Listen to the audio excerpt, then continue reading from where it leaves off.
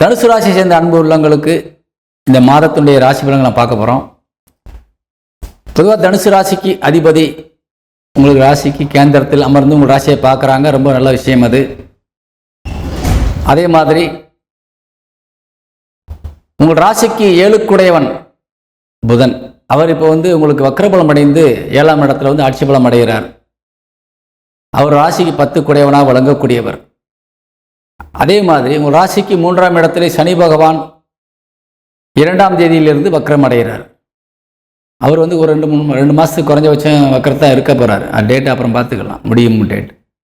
ஆனால் வக்ரம் இந்த மாதம் முழுவதும் இருக்கிறார். அப்போ நம்ம எப்படி கவனமாக இருக்கணும், நம்மளுக்கு என்னென்ன சூழ்நிலைகள் மாற்றங்கள் ஏற்படும்ன்றதை பார்க்கணும்.